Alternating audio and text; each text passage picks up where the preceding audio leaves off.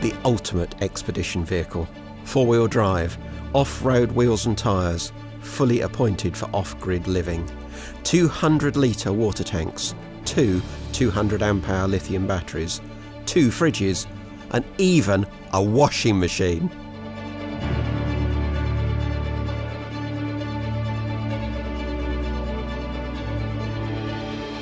Hello, I'm Peter Vaughan, and today I'm at Bramham Park with this very, very special motorhome. Well, is it a motorhome? Is it a campervan?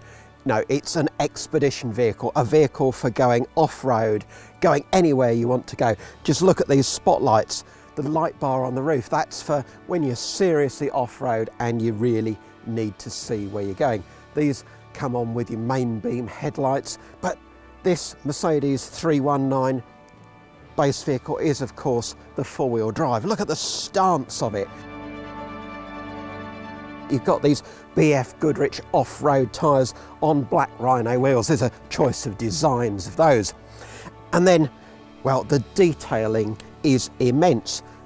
RP fit their own body kit, which even has a little cutout for the step. And your sliding door, well, you just pull the handle and it opens electrically. Then you've got these carbon finish panels around the windows. All the glazing nice and flush with the vehicle's sides. Moving towards the back, you've got your TV point, so you can plug in a satellite dish there, either for TV inside the van or for TV outside. External barbecue point, of course, as well. But now we come to what makes this van really special, and it's what makes this motorhome different from every other Mercedes Sprinter motorhome on the market. But I'm going to keep you in suspense a bit longer because there's lots more to tell you about this fabulous bit of kit. Now, you'll have spotted the water drains waste and fresh. The waste tank is 100 litres underslung, but it's heated and insulated, and the heating goes right the way through. All the piping, everything's insulated for proper winter use. And just to show how this van has been designed for serious use away from campsite facilities, you've got 200 litres of fresh water in 2 separate tanks, 100 litres each, one on each side, to keep the weight distribution exactly right. Freshwater fillers here, but because that's a bit high and perhaps you can't get to fill up very conveniently, there's a 12-volt socket here. Just plug in a submersible pump into your freshwater container, whatever carrier you've got, and fill the tank that way. And of course, your cassette toilet emptying is there too. Down the back here, you've got your mains point and your filler for your gas tank. Now, that's 30 litres of LPG underneath the vehicle, and that should last, well, about 100 years, because all that serves is the hob and the oven. Heating is by diesel. Now, you've probably spotted also that there's a small ladder stuck to the side of the van. It clips to the vehicle magnetically, it folds away ever so neatly, just telescopically folds, and then goes in the back of the van. And they've even thought of a proper grab handle to help you get up here. You've got RP's own design of roof rack on the top with 2-layer crossbars. You've also got access to the roof through the roof light at the back of the vehicle. It's even hinged the other way so you can get out of there onto the roof. And you've got a 115-watt solar panel up here too, with the option of a second solar panel. I told you the back of this van was different. Look at it. Gone are the original Mercedes barn doors, and instead it's been completely redesigned by RP.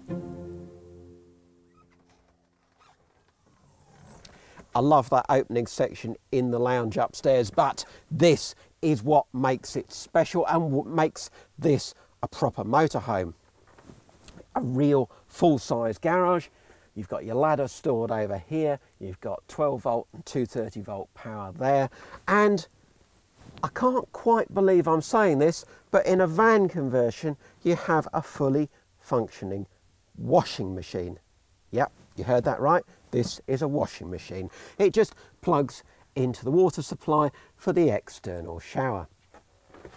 Then over here at the back of the garage, you have an ARB air compressor. You can pump up your tyres, your inflatable kayak, anything you need. Apparently they are the best in the business. You've also got your water tanks in here, one either side. And then if I move over a little bit, in this door you have a 3 kilowatt inverter. So you don't need to be hooked up to the mains, you can run everything off your 12 volt supply in the van. And that is cooled by the air conditioning system.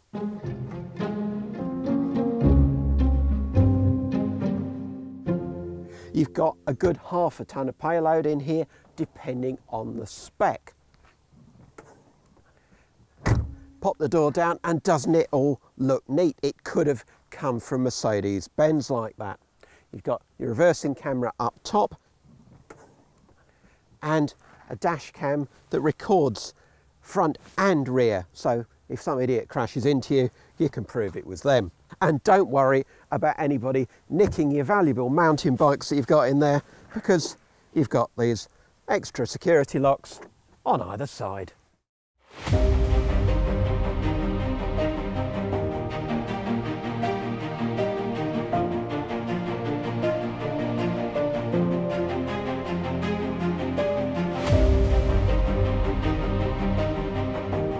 Of course, base vehicle is the Mercedes Sprinter. This is a 319. Rebellion X is on the, that you've seen, the blue one. That's on the 519, so that's a 5-tonne chassis. You can have left-hand drive, right-hand drive. But the really interesting thing, there's new engines coming. This is the last of the V6s. They will have the same power with the new 4-cylinder 2-litre engine. But the new engines are claimed to be more economical and quieter, so that should be really good news. And the automatic gearbox goes from 7 speeds to 9. But I really can't criticise this van. It's super smooth, it's effortless, it performs really, really well. When you put your foot down or you come to a steep hill, it's got loads of go. 10.25-inch MBUX display, of course, with the Sprinter, which not only gives you the sat nav, it gives you that really clever sort of helicopter view when you're manoeuvring. Great for, well, it's a 7-metre van, it's not huge, but when you're manoeuvring, it's a big plus. You've got sensors all around, so you're never going to hit anything. Yeah, it's just a great vehicle to drive. Parking brake is a little switch, so you've got no handbrake in the way when you're swivelling seats. Yeah, it's lovely.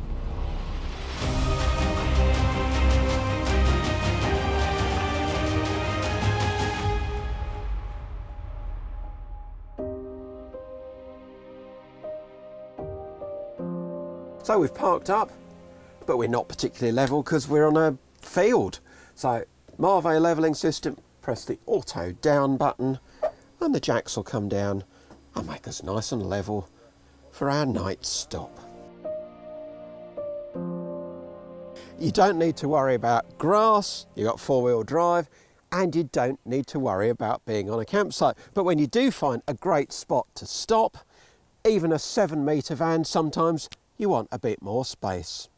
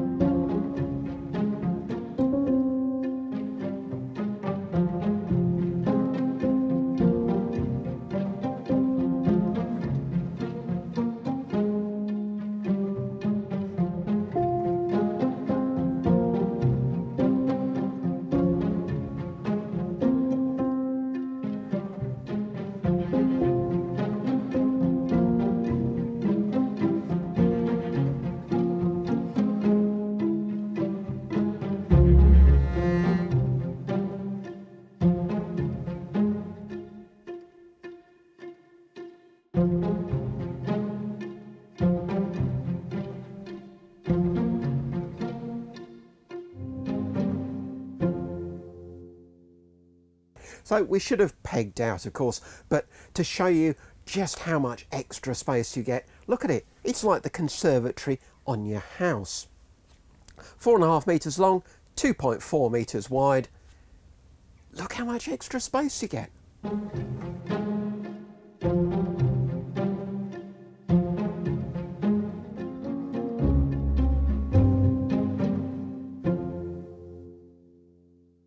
So we've created an extra room on the side, but we can also create an extra room on the back with an outside shower.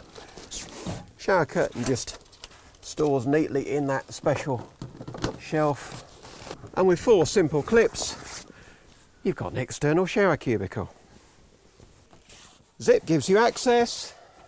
You've got a special bracket, fixes to the tailgate to hold your shower head, and hot and cold water from the Truma Combi 6 diesel powered boiler. Just put a kid's paddling pool in the bottom and you won't even get the ground wet.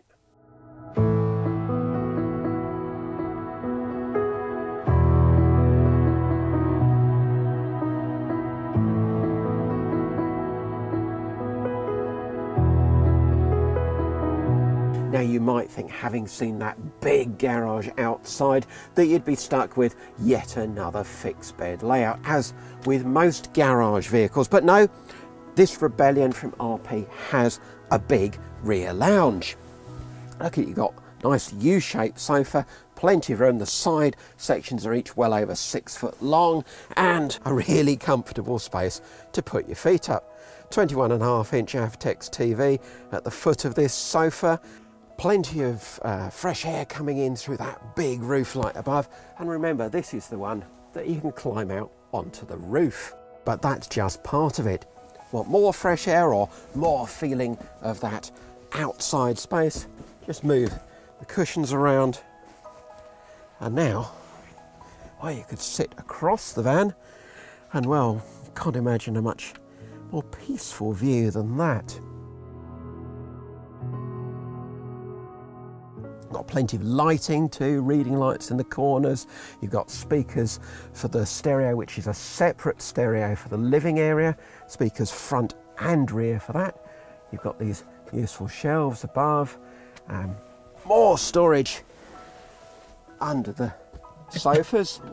A drawer on each side. Drawer for your drawers perhaps. And then you've got access on either side into the garage. More storage under here, under the floor, even a built-in safe. And below here, at floor level, is the Truma Sapphire air conditioning unit mounted nice and low, so you haven't got something, a big heavy weight on the roof. Much better for weight distribution down there. And of course, at night, this whole area becomes your main bedroom.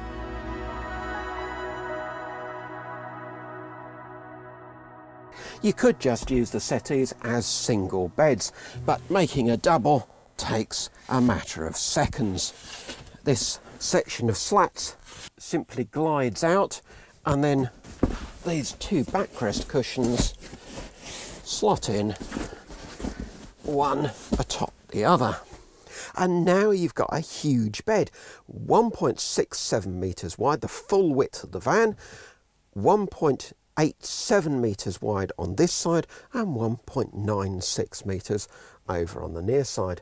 And the detailing is lovely. Look at these moulded panels on the sides and around the windows, around the rear hatch. The detailing really is lovely, and I like this headlining as well, the way it's done in strips across the vehicle. The whole vehicle feels beautifully finished.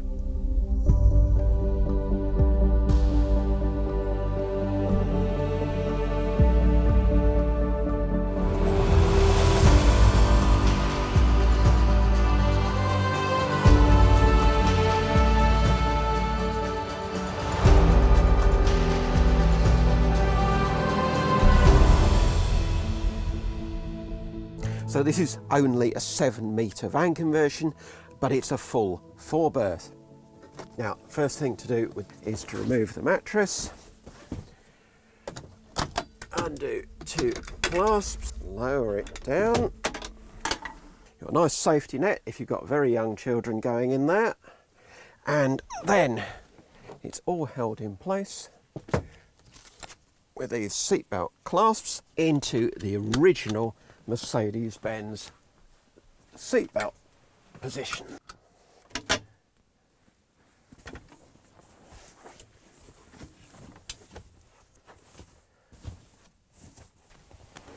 Might not be quite big enough for me, but 1.53 metres by 0.76, plenty for most teenagers. And then the fourth bed makes up in the lounge area. You get your table out of the wardrobe, and then your backrest from the rear travel seat, and the armrest slots in underneath to make it complete. There will be a support for it between the two cab seats, and then the armrests from the rear lounge. Just enough room for an adult to go diagonally.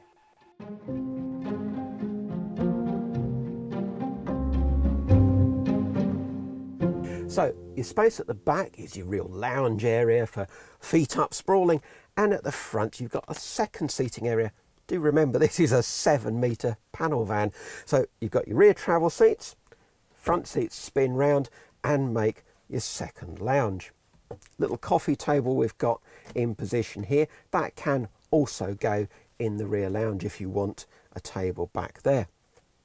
And then there's a main dining table just clips to the wall here in the usual style. We saw that as part of the front bed makeup. Either way, it gives you a choice of seating areas, maybe one for mum and dad, one for the kids, or one for sprawling, one for sitting up, having a drink, cup of tea, playing cards, board games, whatever. It does give you more versatility to the lounge areas.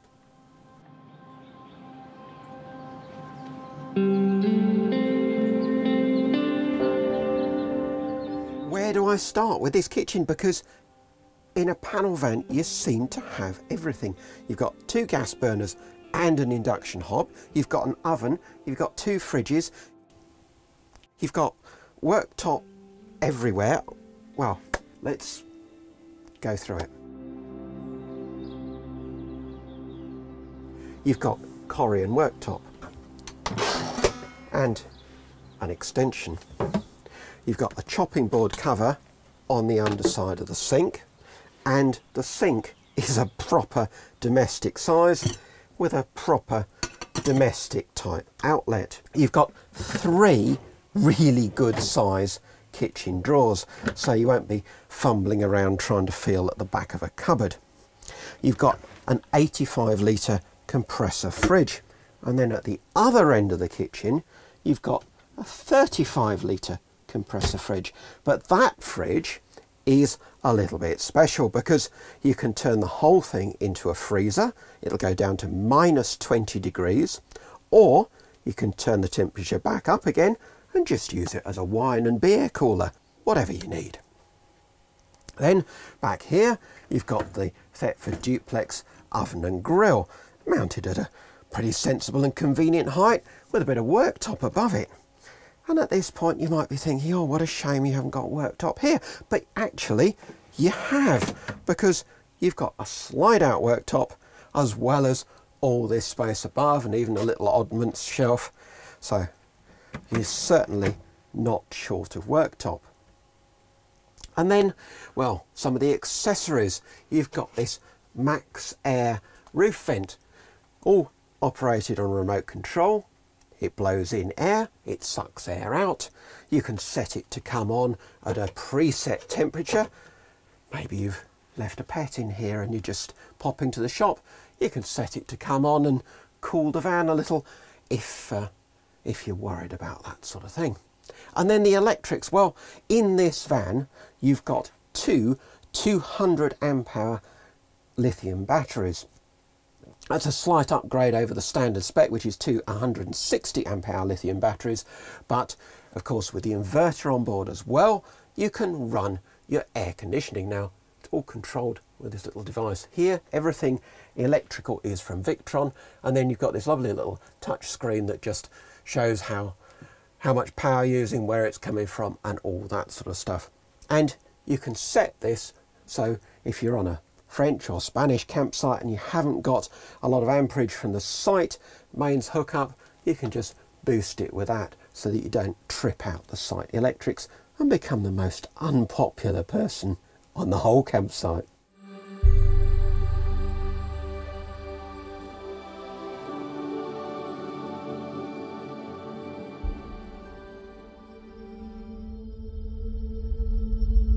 Opposite the kitchen, you've got a small wardrobe. That's home to both the tables. And then above that, more Korean worktop, of course, and your Krupp's coffee machine.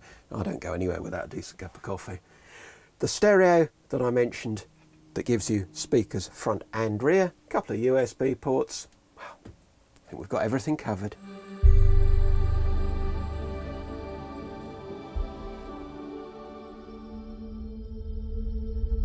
Sliding door to the washroom means you won't disturb the chef too much.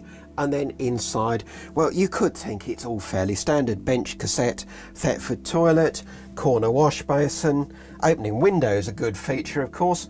And then you start to notice the details.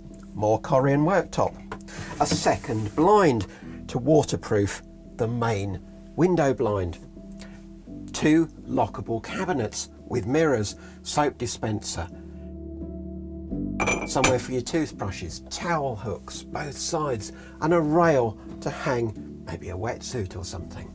And you don't need a shower curtain. You've got bifold doors. And then there's even a little vent at the top right next to your Max Air extractor. So because they couldn't get a vent actually directly over the shower, all your steamy air should suck out through there. So you've seen the luxury on board, let's go and have some fun.